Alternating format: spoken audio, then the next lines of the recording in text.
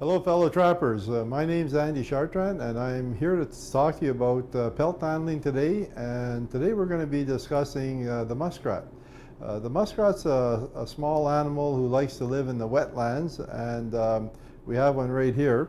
They like to live in the wetlands. They're also a very important animal out in the wild. They provide a lot of food for the otter, for the mink. So muskrat in the water is like a rabbit on land. They're kind of at the bottom of the totem pole. However, they can reproduce very quickly, which allows them to sustain their population. So we need these animals out in the wild. They provide food for other animals, and they're also provide the trapper with another opportunity to trap. Their fur is very soft and light fur, so a lot of the furriers like to use this material to make garments. Makes a nice soft garment for ladies' coats. Also, we'll see a lot of muskrat hats for men. So the muskrat is quite an important animal out in the wild.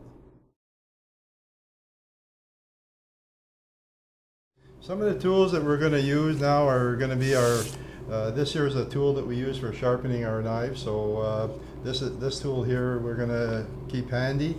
We're going to use a fleshing knife. So we've got our pelting knife. We have scissors here if we have to do any work with the scissors. Fur comb. We've got a fur brush over here and a fur comb. So these are really important tools because cleaning the pelt up really well before you start is very important.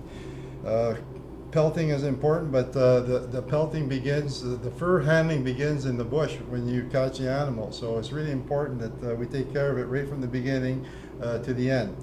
We're also going to use this here as a little scraper. So we'll use this here in the pelting part. This is a little knife that I use. It's a hook blade, and I use this for opening up all my animals. So you're going to see how we use this here. And the nice part about this type of tool is that it's retractable for one thing, so it's not as dangerous as a knife, and it also has multiple blades, so as they get dull you can just break them off and you can keep going. So you always have a sharp knife to open up your animals with to get them started. And you can get spare blades. They come in packages like this, so that's really handy to have. We have pins over here. It's much easier for handling pins when they're in a styrofoam rather than sticking your hand in a pail full of pins or a bucket full of pins and you're always pricking your fingers. So get a piece of styrofoam, it'll last you for a long time. The pin here is made of 5/8 inch stem on it, or the pin itself, and the stem is a 1/2 inch pin. Next thing I want to show you is the surgical gloves that we use, and the reason we use surgical gloves is to prevent disease from contacting any disease from the animal that we're skinning. When I'm trapping, I'm using a lot of wire and we're always cutting ourselves. We get nicks on our fingers, and when we're skinning the animal now, it doesn't take much. It just takes an open cut to mix with the fluids from a diseased animal, and we can end up with that disease. And once we're finished, we make sure that we wash up really well with soap and water and clean ourselves up. So surgical gloves is an important tool for the trapper to be using at all times. We're going to start showing you how to properly pelt the muskrat. So pelting the animal, to do a good job, you have to remember that it always starts out in the bush. Don't think that it starts when you get the animal in your skinning shed.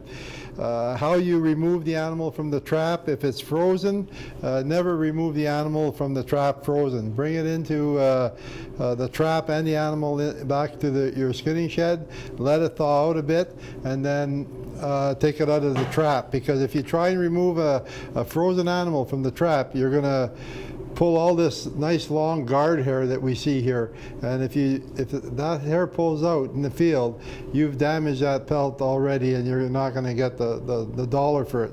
So how we take care of it from the bush to our skinning shed is really important. Don't just throw them in the back of the sleigh. They come out of the water, they're wet. Rub them in the snow, get some snow out. Put them in a fur bag. If you put them in the fur bag, that way they're not going to stick to the bottom of the sleigh.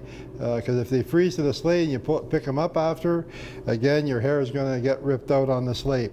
So it's really important how we handle the animal out in the field. Once you've got the animal home, he's in your fur shed, what I like to do is I hang them up. I hang them up because they're wet and let them dry.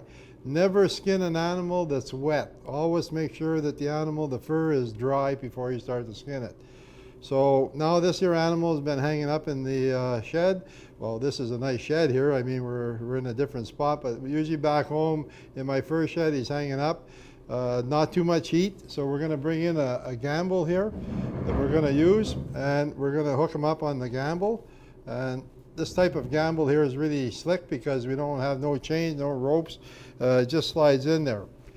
So you brush the animal up. Make sure that there's no burrs. Give it a good cleaning. That's the number one thing that we do. So, and your pelt is going to look a lot nicer once it's dried up on the board. If it was wet and we put it on a board, because muskrat is marketed fur in, we don't really see a lot of the fur, but when you look inside the skin from the fur side, you're going to see right through it, and it's going to be all matted, and that's because we didn't let the fur dry. So it's really important to let the fur dry. So the first thing I do is I just use some side cutters here. You can take the front legs off. Some trappers do, some trappers don't. I just take it off right here at the knuckle and pull the leg out. That just makes it a little easier later on, so do both sides. Just take it off at that knuckle and pull the leg out. And now we've got the front legs off. The back legs now, I'm going to hold this out like this here, and I'm going to make a line, a cut right from here and right up the tail. So you can use your pelting knife, and you're going to cut up just along the back of the leg here. And right up to, I'll just open this here up here, and right up to the tail. And I even come up right up into the tail. And you're going to see why I did that. So I skinned it right out up to here and opened this all up. And we're going to do the same thing on the other side now. So now you're going to come in just below the back leg, the elbow or the knee if you want, and then take your knife and just bring it up and keep coming up till we come up to the back here. And again, I'm going to come up into the tail. And then now you can see that it's opened up on both sides. And we're going to start to flesh it out now. Well, skin it out is what I should say. So we're gonna go here now. We're just gonna cut around the leg. So just to separate the back leg. Do the same thing on this side. So just cut around here. And that separates that. Now what we can do, like I always say, there's 100 ways to skin a cat. I can come in here now and just below the tail here, and you're pushing your knife basically through, and you're coming up here and separating a bit of the leather here with the tail. So I'm going to leave that on there. I'm going to leave that piece of leather on there. So now we've got that part taken off. I could take this, remove this off of this here now, and I'm going to show you two different ways of doing it. One way is a lot of trappers will put it down on the table, and they're just running their thumb inside here and separating the skin from the fur from the carcass. So it's just using your fingers and slowly pushing away the skin and separating it. And I come right around to the leg here. So I've got that side done. Now we can come to the other side and work work this other leg off. So we've got that pretty much off. Now what you can do is, some trappers like to just run your hand right inside, so it's like almost like making a puppet, a hand puppet. So I'm just running my fingers inside here, and I keep running it in, and I'm separating the skin from the carcass until I can get my 2 fingers around the front shoulders. So once I can do that, then what I can do is I can flip it right inside out, and then we can start working it off. That's one way that you can do it, and then just start working your way to the back and do both sides. So that's a quick way of doing it. The other way you can do it, if you wanted to do it on a lot of trappers like to just keep doing it on the gamble. So you have it up here. So now once you've separated this here, you can pull this down a bit, and then we can come in here and we can start working off on the belly side. So again, take the leather off. We'll just trim the leather up here. The leather is not going to stay on. That's just used for pinning later on. So we can just remove that a bit, and now we can start coming down. You got to be careful around here because you have the anal area. We don't want to rip it and make a big hole here. So we want to cut around that, and then we can keep pulling down on the belly side. Be careful here because it can open up. So keep working the fur down, coming around, working it off the legs, and pulling down the sides. Get it off the other side here now, the other leg, and work towards the stomach. We don't want to pull too hard, because if we pull too hard here, we might open up the stomach. It just make it a little messier. We can just trim this little bit of fat here.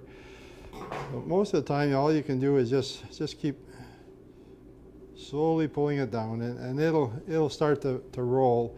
So it's just like skinning any other animal. Here we got a little bit ripped open. They've got a very small membrane inside here that's holding their stomachs. So a lot of times that will open up. So what you can do if that's happening, you can stuff it with paper towels. If you got any holes, just stuff it with a paper towel, and that'll keep the fluids inside. You're getting up to the front legs. This is the front leg right here. So what I do is I just pinch the leg up. This is the saddle. So the saddle we're going to leave on, but once I pinch the leg up, and what I'm trying to do now is push my finger through. So just push your finger through, and then that should bring your front leg out, because we took the front feet off earlier, so it makes it real easy to pull that through. You don't have to cut the front legs off, because they will pop through and pull them off, but I like to take them off and then they're out of the way. And this here comes off just nice and neat, and you don't make a big hole here. And that's what I try to avoid, making big holes in here. Now when I get down to here, you're going to find that there's this here muscle part here that's right there. You can just take a paper towel now and grab that. And the only reason why I'm using a paper towel is because I have these gloves on, and it just slips a bit. So keep pulling that down now. You're going to come up to an ear. So the ears are coming out here now, and I will show you that here. So here's one ear right here. This is the cartilage for the ear. I want to cut close to the skull, and then come over to the other side, and the same thing on this side. So here's your cartilage right here for the ear, and I'm cutting straight down to the skull. So I didn't leave a big hole here. And then keep pulling down, and now you're going to come up to the eyes.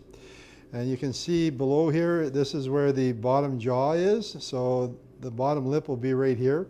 The eyes are right up in here. So we're just going to trim this layer up a bit. Now right here is where I'm going to cut in. So you want to pinch at the eye and cut towards the skull. And that removes the eyelid. So we've got that one. And then just below the eyelid is where you're going to have the bottom lip. So here's the bottom lip coming out. And their chin is really short, and they have those big teeth there at the bottom there coming up. So it doesn't take much, it won't take much to pull that out. So go around to the other side, pinch it up, and remove the second eye. And come down to the chin. So now we've got both eyes out, and we're removing the bottom lip. So keep coming around now. You're going to come around to the end of the nose. Some trappers will just pull this off here now, and what it does is it makes a big hole, and it just doesn't look as nice. So you can use your knife and just finish it up with the knife. It looks a lot neater when it's finished.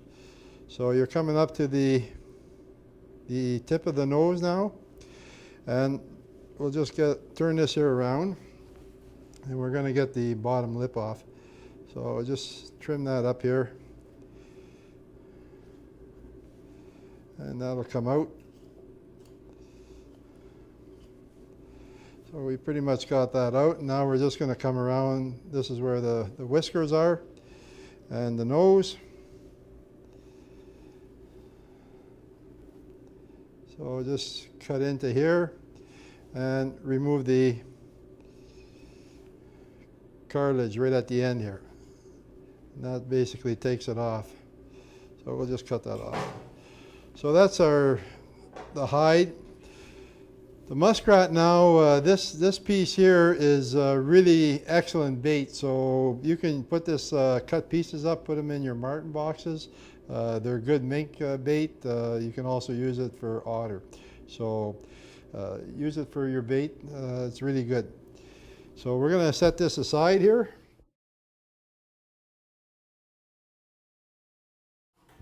And now we're going to get a board. And what we need to do with our board first is we have to put the sizes on it. So we're going to use, this is a pelt handling manual. So we're going to go over to page 23, and on page 23 we have all the different sizes for the muskrat.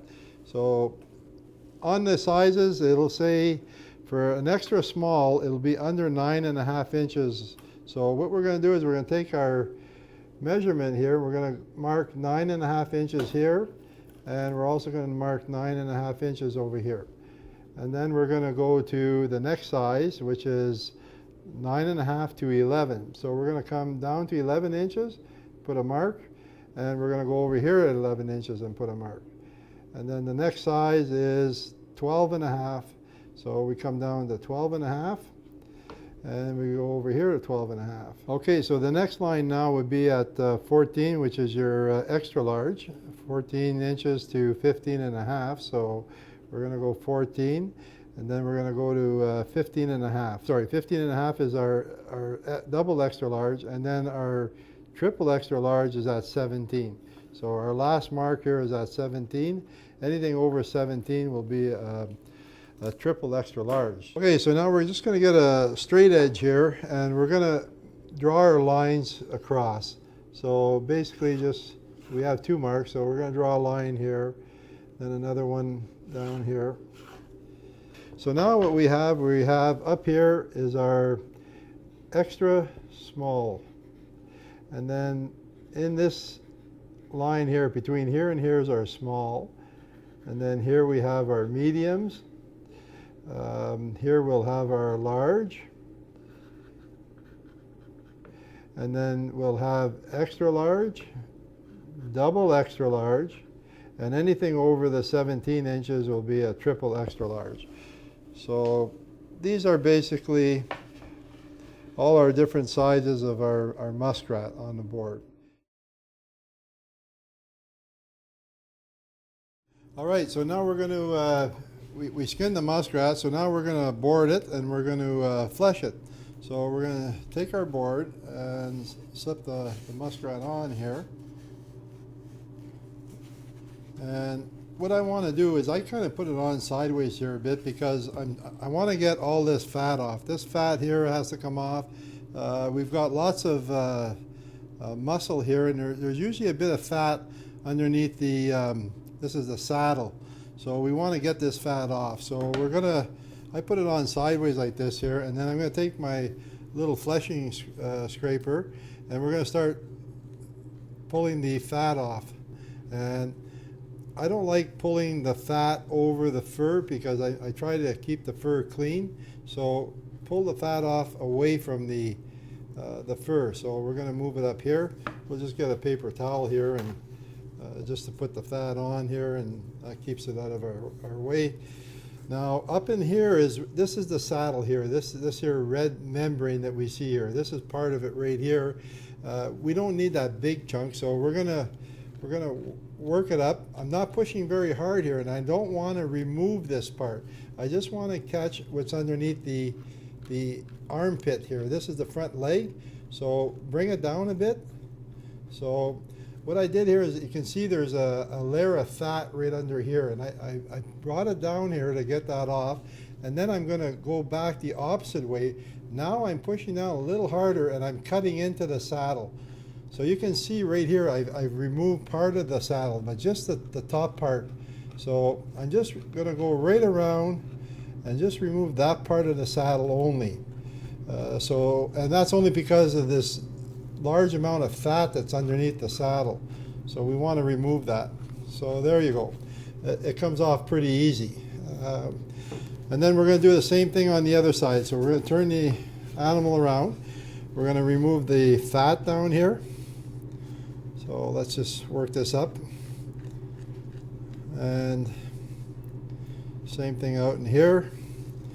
Now, and this is all, they always have quite a bit of fat in their belly.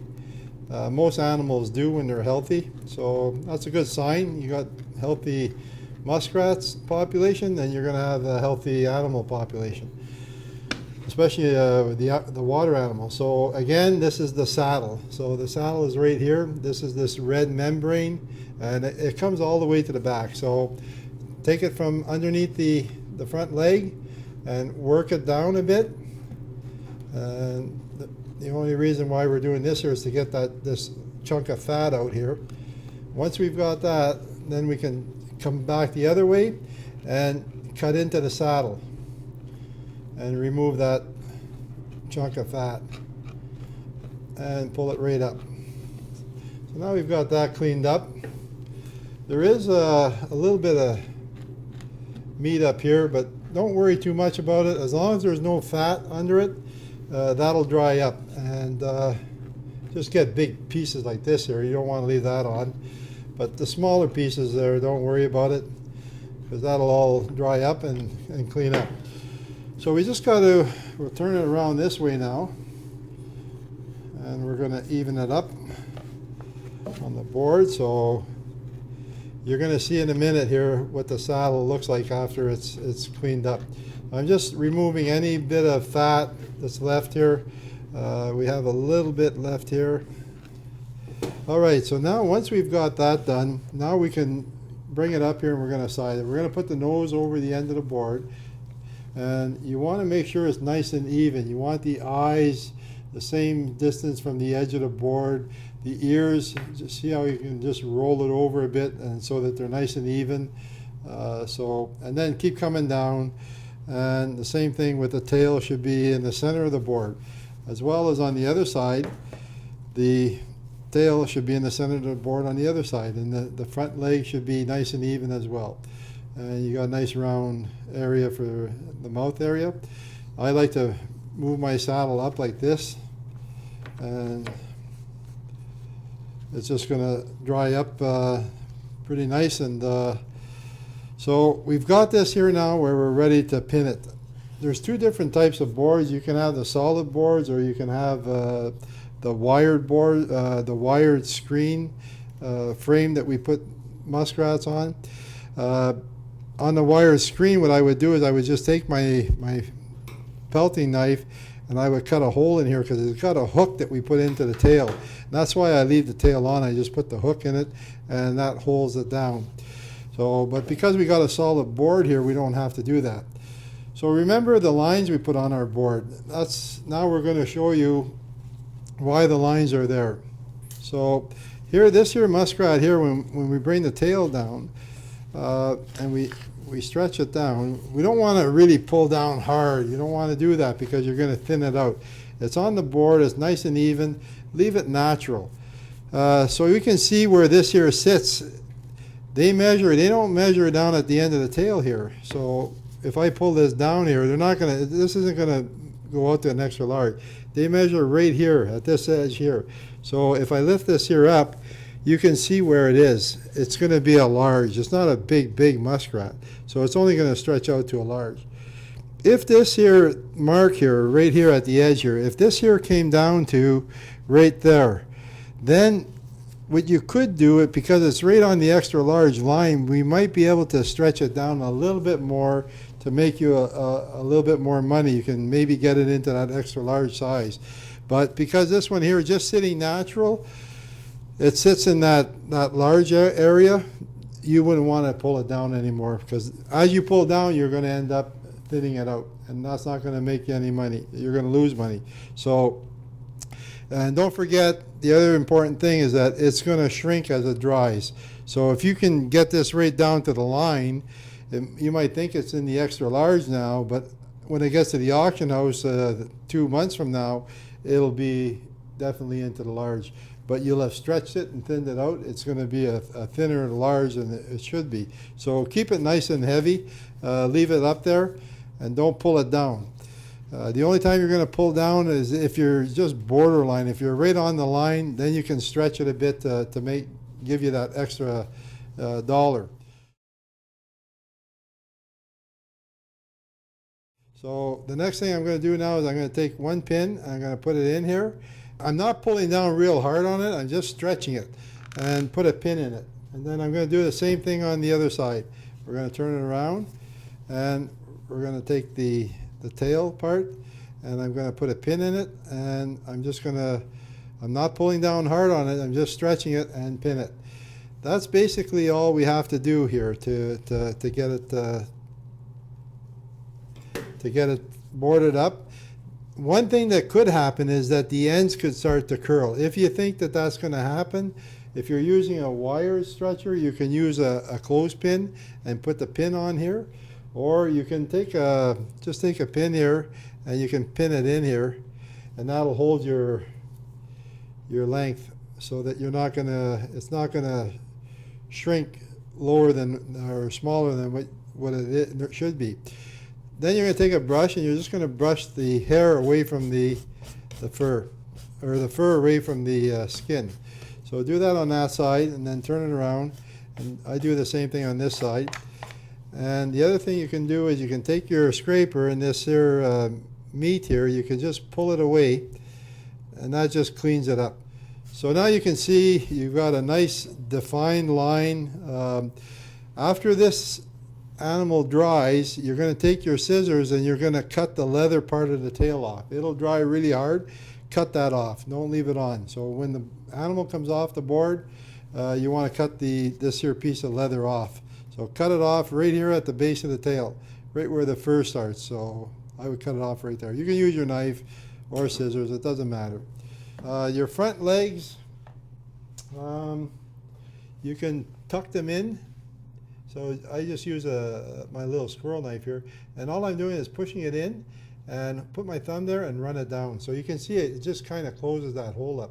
So just push it in there and then bring it down. And now when it dries, it's going to dry, and you won't see no holes on it. So it's just, again, it's just all about appearance. Okay, so the last thing we're going to do now, we've got it all pinned. We're going to take just a piece of willow, and we're going to slip this in there as a belly board. That's important to do if you're going to leave this animal on the board for any length of time. If you're using a wire stretcher, you don't have to, because you can pull it in. But with a solid board, probably a good idea to put it in. That way there, if you're gone away from the camp for a week, when you get back, it'll still be easy to take this off. If you're having a hard time getting it off, what you can do is you can turn it around and you can tap it on something solid, tap the nose down, and that way there it'll loosen it up. Or you can put it outside for a little while, and the cold will shrink the fiber in the wood, and hopefully that'll slip off a little bit better. I've done that in the past as well. So there's all different ways of doing that. So just a little piece of willow like that inside, and then you can take this here pelt and hang it up in your shed.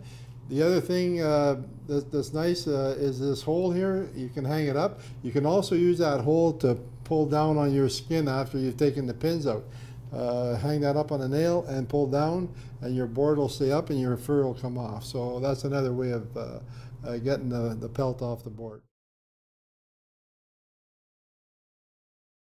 Here we have the muskrat we did yesterday, and it's ready to come off the board. So we're just going to remove these pins. So remember, when you're removing pins, just keep your finger on the wherever the skin is and pull the pin out. There's not too many pins here, so it's easy to remove the animal or the skin from the board.